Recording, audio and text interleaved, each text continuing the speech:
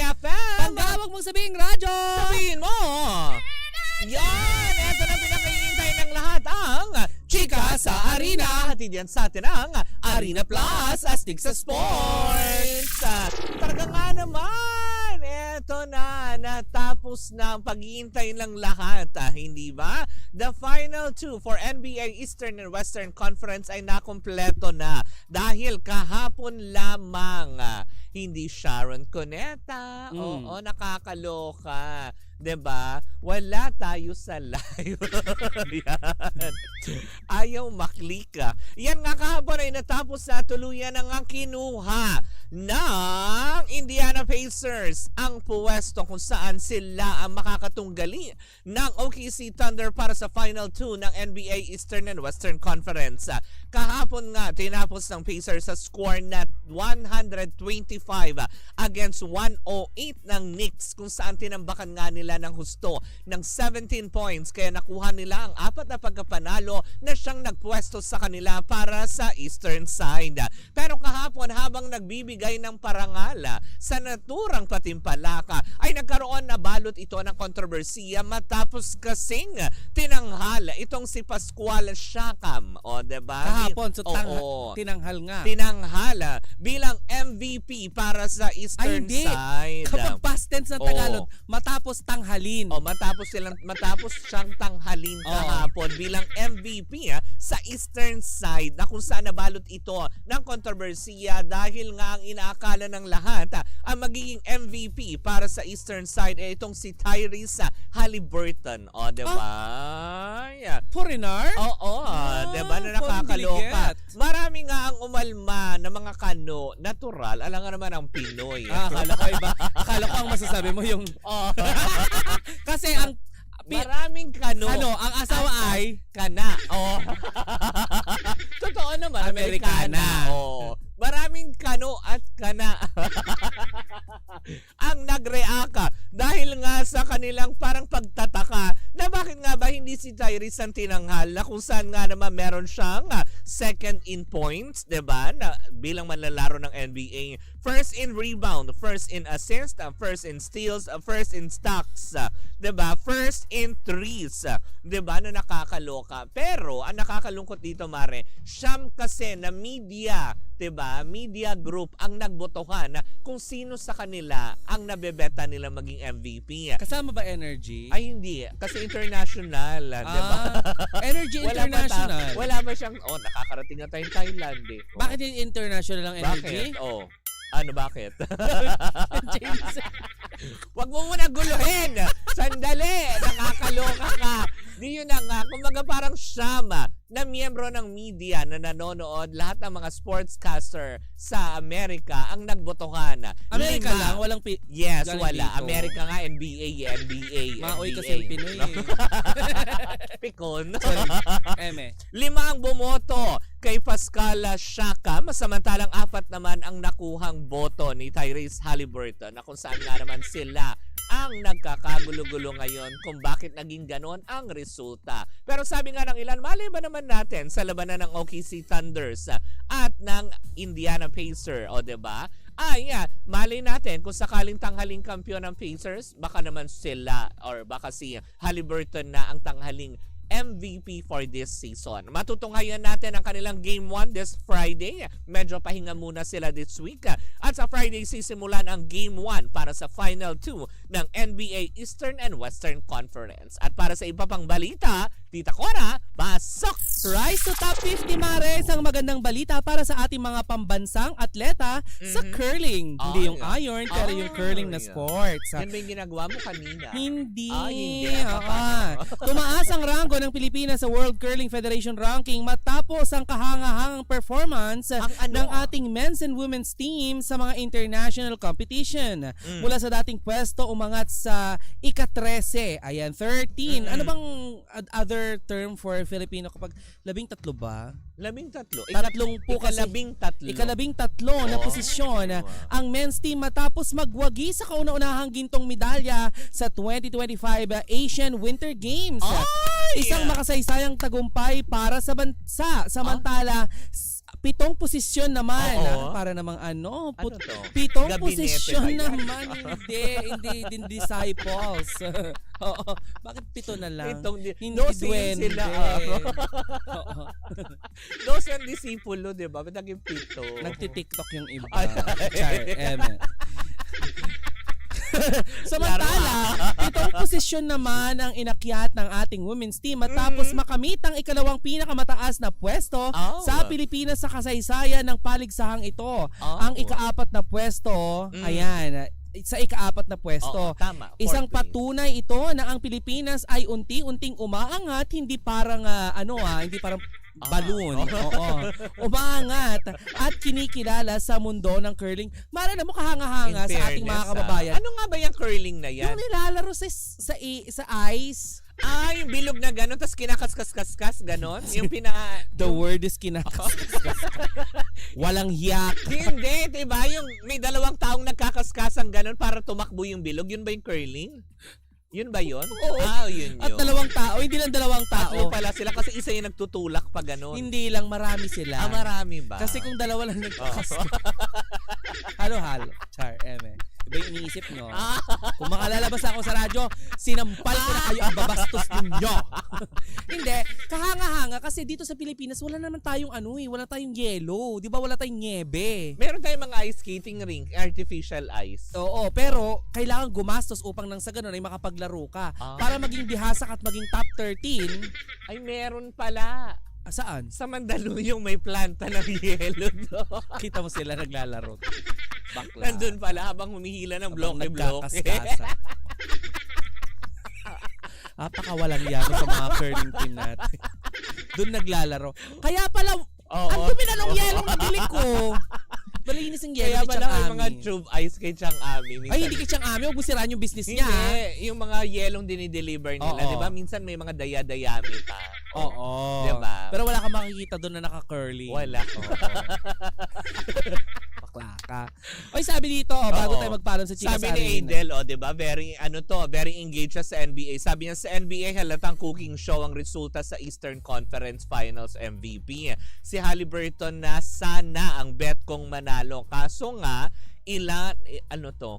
Kaso nga lang nga, sa PBA, mga pangga sa Manila, klasiko kagabi, talo ang Magnolia ko, tinalo ng Hinebra. Ayos na. Diba? May ganun-ganun. Ay naku, kung ako sa'yo, Adel. Oo, ay Ayan, naku. tumutok ka na sa Chika sa Arena kasi nandun yung mga Correct. latest update. Para nang sa ganun ay, di ba? Naku, Oo, tigilan at mo yung pag-i-ending Kung mo. dahil natalo ka, dahil gusto mo ng mga betting, nako eto na, para mas maging kakaiba at exciting. Ayan, paglalaro mo gamit ang Arena Plus app, well, eto lang masasabi ko. Ang Arena Plus app ay kompleto na. Sila lang naman tinanghal bilang Best Sportsbook Operator for 2024 Sigma Asian Awards, kung saan nga naman ito magpapabago ng paraan mo ng pag-i-enjoy sa mga paborito mong laro. Bakit kanyo astig sa Arena Plus? Dahil Bakit? dito, kompleto Hindi mo na pare. hinintay. Teka lang, hintay mo yung bakit. Okay. Sabi mo Sige, bakit sige. kanyo? Okay. Bakit? Kasi Ayan. Bagalan mo pa. kakain na ng oras. Oo. Kasi nga naman, dahil dito sa Arena Plus app, hindi mo na kailangan pa maghanap ng iba-iba pang mga impormasyon, scheduled games at kung ano-ano pa, latest score result na inaabangan mong laro worldwide tulad ng PBA, NBA, PBL, soccer, basketball, volleyball, boxing, at marami pang iba. At yan ay sa pamamagitan ng kanilang webpage o kanilang mobile App. application. Diba? Sabi nga ng Arena Plus, all-in-one na, anytime at anywhere. Ay, fairness! Oo. Hindi ka rin matatakot mag-Betty May Saison, diba? Sa Arena Plus app dahil sila lang naman ay license ng Philippine Amusement Gaming Corporation of PAGCOR para masigurong legal at secure ang gaming environment ng ating mga user. At dahil gusto nating astig kapangga, astig rin ang official endorser ng Arena Plus. Dahil kaastig mo ang Pinoy basketball sensation sa mundo ng PBA na si Scottie Thompson. At syempre ang Pinoy pride na umaariba naman sa mundo ng NBA, ang future husband ni Kapitana Sisa, ang phenomenal film ang basketball star na si Jordan Clarkson. Kaya nga naman gawin pa nating astig yan. Sabayan natin ang pakikinig ng official jingle ng Arena Plus na Halina sa Arena, performed by one and only Glock 9. Paano nga ulit yun, Mare? Ganon. Paano yung kanta? Halina, halina sa arena. Oh, oh, oh, oh, oh. Astig sa spot. Sports! Ganon. Yun. Ang Arena Plus, Mare. Ayan. Wow. Ang Arena Plus ay official sponsor ng PBA, PVL at Gilas Pilipinas. Kaya nga naman, download na ng Arena Plus app. Mong sabihing radyo. Sabihin mo! Hello pa rin po sa ating mga pangga Metro and Mega Manila, sa mga kabubukas lamang na kanilang mga radyo. Isang magandang umaga po sa inyong lahat. Oo. Ako po si Kapitana Sisa. At ako naman po si Tita Cora. At eto na ang Baklita sa Wow! Hello po sa inyong lahat dyan, sa ating mga motorista ngayon na hirap dahil sa kung anong gagawin nila, makaiwas lang sa EDS. Uy, pero Mare, isususpindi daw. Oo, binalita yan kaninang umaga ni The Lindsay. rehabilitation of Yes. the EDSA Totoo will be naman kasi, suspended. diba? Kayo naman ura-urada, agad-agad. Pag naisipan nyo, kailangan implement ka agad. Wow, sinabihan mo yung presidente. Hindi. Actually, yung presidente nga ang nagpigil na kasi kailangan sabi Pero nga, Day, bago mabuo yan at ipa-implement, siya din na nag-approve niyan. diba? Kasi siguro akala naman ng presidente natin, baka hindi pa agad-agad. Diba? Nung inaprubahan niya yan, kaya natin siya din talaga ang bumawi. Ayon sa balita kanina ni Lindsay, June 13, temporary pinahinto mo ng rehabilitasyon ng EDSA, diba? Na kung saan nga naman magiging masaya at maalwan ito para sa mga motorista. Kasi nga naman binibigyan ng Pangulo natin ng 1 buwan na pag-aralan nyo muna, diba? Kung saan nyo padadaanin yung mga lintik na mga sasakyan na yan. Oo, at ang hindi dinadama yung business ni Ramon Ang na Skyway. Kasi ililibre nyo. Ang tanong, pumayag ba si Uncle Ramon para padaanin kayo dyan? Hindi pa pwede kasi ano yun diba? Kasi ano yan. Wala pasok pera. Lugi negosyo. Hindi pwede yan. Hindi pwedeng wala. Ako tagal na gawa yung tulay. Gawa ikaw Skyway, kayo abot langit. Kayo daan-daan na. Oo. Diba? Ikaw din, akyat-akyat doon, hindi mo alam. Uwi ka lang din sa bahay, akyat ka Skyway. Oo nga. Sobrang layo. Tapos sabi ko, akyat na lang ako. Hindi, tatawid ako sa kabila. Tok. May uwi, si nanay sa bahay. Sorry, iba na pala yun. Yan Ay, ako. batiin ko lang Sige, ang mga go. Chinese dyan sa Hong Kong. Ay, ang taray. Ayan na mga kasama ni Ate Sol, na kapatid ni Bibian, Yan. ang kauna-unahang babaeng Oo, nga. nakawala sa loob ng garapon. Uy, hindi mababait ang mga Cantonese. Ah. Yan ang tawag sa mga taga Anong ginagawa Hong ng Kong. mga Cantonese? Nag-sister fry ng Canton. So magpapakanton sila. Sa kanila nang galing ang Chowking. Bakla ka. Baka hindi talaga. Hello po sa Jollibee Food Corporation. Ilang beses na po namin kayo nababanggit. Hindi kayo makaramdam. Nitong weekend lang Sa po, kanila. busog na busog kami dyan sa produkto ninyo. Baka naman. Di ba na nakakaloka? Oo. But anyways, ang mga Pero para meron tayong pambili ng ng Oo. mga, yung sinabi mo, Chowking. Oo. Ay, naku, Mare. eto na, para magkaroon ka naman ng dagdag budget, di ba? Ay, kailangan ko yan, Mare. Ay, eto na. Naku, kung ikaw ay naboboard sa iyong mga buhay, naku, eto ang gawin Hindi naman mo. sa buhay. Kung bored ka talaga, at wala ka rin naman gagawin. Kasi kung bored ka na talaga sa kasi, buhay. Di ba pag naboboard ka, minsan dyan pumapasok yung nangingialam ka sa mga kapitbahay mo. Ay, don't do that. Pinaghiwalay ko yung 3-in-1. Talaga ba? Oo, yung creamer, the coffee, and the sugar. Wow. Ano yung tinataktak mo isa-isa? Oo. Para hindi ka na nun bored. Ang tawag Adik. sabog. Bangag. Eto na, di ba? Kung sino man namang may ayaw ng fun and exciting na araw, kung boring ang araw mo at hilig mo mag-tongins, well, tara na sa Game Zone, hindi ba? Wow. Fun believable sa Game Zone dahil you can play real games with real people for free. At may chance ka din maki-split over 34 million pesos na papremyo. At eto, Mare, daily cash prize na pwede mong makuha is aabot ng 14,640 pesos. Ayaw mo nun? Oy, speaking of that, yung makukuha mo Mare, alam mo ba yung makukuha mong cash credit na nabanggit mo kanina? Ay, pwede mo rin gamitin panlaro sa kahit anong game sa Game Zone. Kaya ni-encourage natin yan na mga ating mga player na, naku, i-cash out nyo na yan. May dalawang event araw-araw. Since G ka na, Mare, visit gzone.ph at ang kanilang social media account, ang kanilang Facebook, Instagram, TikTok na may username na @TaraGameZone. Tara Game Zone, Mare! Oo, at abangan ang GTCC Summer Showdown this April 25 up until June 28, 2025 at may cash pool up to 10 million pesos na paglalaban-labanan. At para naman malaman ang ilang mga detalye, bisitahin lamang ang gamezone.ph para malaman yung mga ilang mga detalyeng na banggit nga na. Correct, diba? Na nakakaloka. Tandaan, ang gaming dapat fun lang. Visit padcore.ph/regulatory or you can email them at keepitfun@padcore.ph. Promo runs from January 1 to December 31, 2025. EGLD reference number MKTG 2024-2564. Tandaan po natin that gaming is for 21 years old and above only. Keep it fun. Game responsibly. Ako'y nasa gilid. Oo, yung mga ganong aspeto. Oo. Pero eto na. Ay, may komento dito si Oo. Almira. Sabi ni Almira. Hindi mababait ang mga Cantonese, kuripot sila. Oo, alam mo kung bakit sila kuripot? Dahil alam nila na gastador ka. Gano'n. Hoy, kababayan mo yan. Ay, hindi mo pala kababayan. Inchik ka nga pala, ate. Diba? Cantonese ka nga pala. Hoy, na-hurt mo si Sisa. Oo nga, grabe ka. Grabe ka, tandaan mo. Anong gagawin natin dito, kababayan? Isasilid kita ulit sa garapon, tandaan mo yan. Huwag mong ganyanin ang mga Chinese. Sila nagdala ng toyo kung bakit may nasasawsawan niyang siomay nyo. Correct. Nagaling din sa kanila. At ang pinakaunang pako na ginamit para ipako ang ating Panginoon ay galing sa kanila. Oy, grabe. Sino nagtitinda? Ha? Wala pa sila noon ng mga panahon na Paano nabuo ang pako mga kung price hindi sila? sa Espanya. Wala pang Priley nun, ate. Kung may Priley nun, ano na? Talaga ba? Oo. Ay. O, yun na nga. Grabe ka naman. Wala pang hardware nung araw. Wala pa. Kanya-kanya Paano kayo silang nagbabarter gawa. no, ng Ha? toyo? Pinipiga sa ano.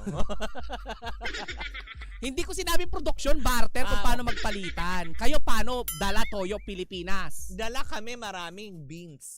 Kasi Beans ang lang? beans gawa sa ano, ipipigain mo. Soybeans. Ah, Para ikaw makagawa toyo. ikaw gawa toyo gamit Oh. beans. Kahit ano klase beans o Hindi, soybeans lang. soybeans. Ah. Soybeans. Kaya nga soy sauce. Wag Ah, akala ko gawa kay Aling Soy. Kaya pala yun. Ah. Bubu.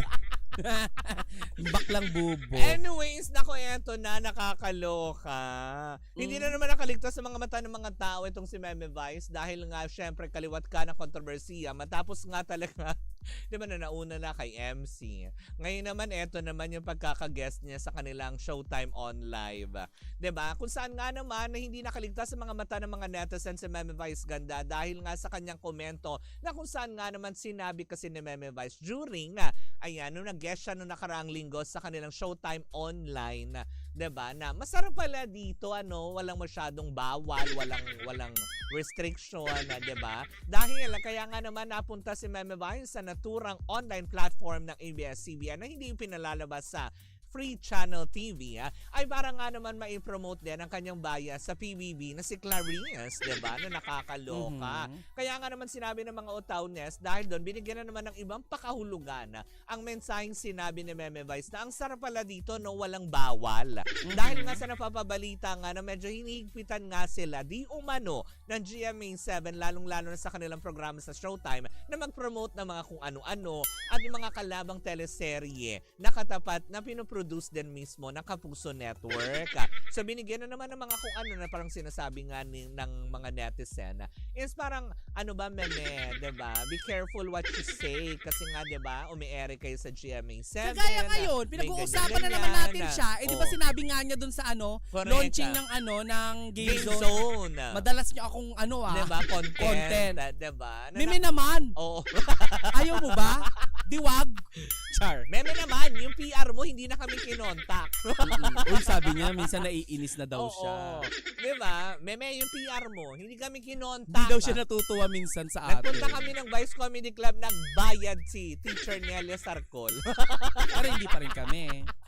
Bilang mga social climber, kailangan ko maibigan tayo sa mga mayayaman tapos sasabihin natin sila na, alam mo, I know a place na super fun. Diba? Ang Vice Comedy Club. Yes, diba? let's go. Kaya yung mga mayayaman dinadala natin, gumaganon sila. Ay, Ano ito? nangyayari? Kasi pay lang sila ng pay. Oo. Diba? Dapat ganyan. Akala yata nila may lalabas na lalaki nagsasayaw. Pero ang lumabas si Vicky Bello.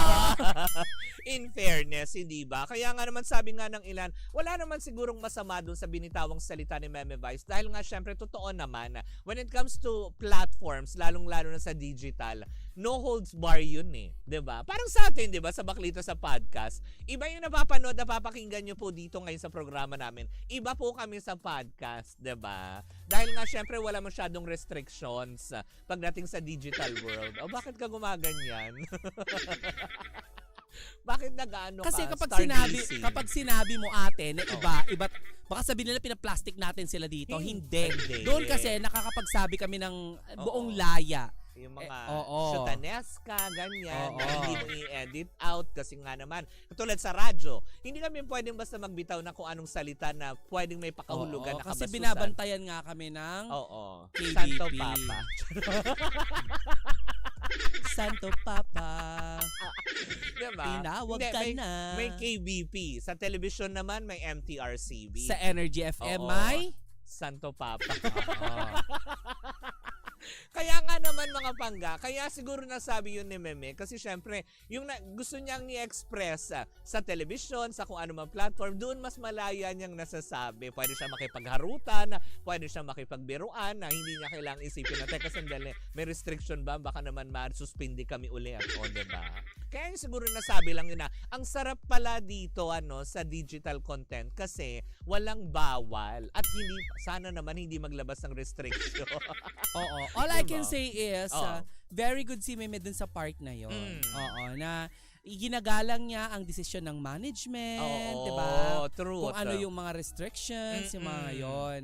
Pero yun nga lang, may mga ilang tao na hindi nagugustuhan kung ano man yung mga ginagawa niya. Truth. Kagaya na lamang ni Nanay Christy. Wow, wow, Wak, wow, wak, wak, wow, wak, wow. wak, wak, wak. Hindi wow, wow, wow, wow, wow. Dapat Wak, wak, ganun wak. na. Dapat yun na yung pauso naman. Hindi yung gusto ano. ni Nanay Christy. Wak, Wak, wak, wak, wak, wak, wak, wak, wak, wak. Dapat ganun. Wak, wak, wak, wak, wak, Oo. wak. Bakla ka, parang bumuloy bibig.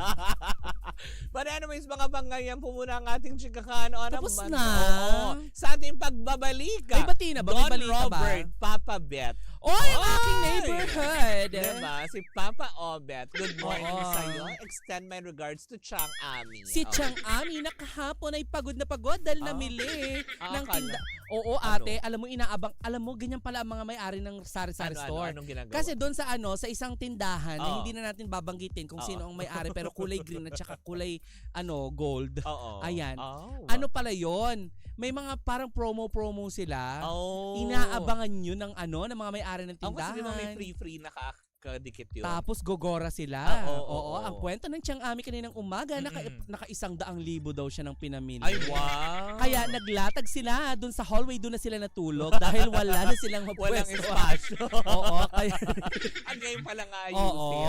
Akala ko kaya siya natulog doon kasi binantayan yung mga hindi pa na-unpack. Baka mawala. Oo. O, Ay, walang malikot ang kamay sa amin. Oo, mababait ang mga tao diyan sa 2213. Ay, in Ay, but fairness. anyway, batiin ko lang at pasalamatan ko lang si Raisa Jane Ortiz. Maraming salamat. At si Chair Lala. Ay, Chair Lala. Chair Lala, maraming salamat. Mag-enjoy ka lang sa Jamaican, diba? Oo. Wag mong You deserve isipin ang it. mga bagay-bagay dito sa Oo, Pilipinas. kami na bahala dito. Alam Oo, mo naman sa Pilipinas, diba? Magsabi ka lang kung meron ka pang ipapagawa, kami na ang bahala. Kasi di ba sila, oy mga bakla, alam niyo na Oo. gagawin dyan. Correct. Iligpit Tama. ang mga labahin. Oh.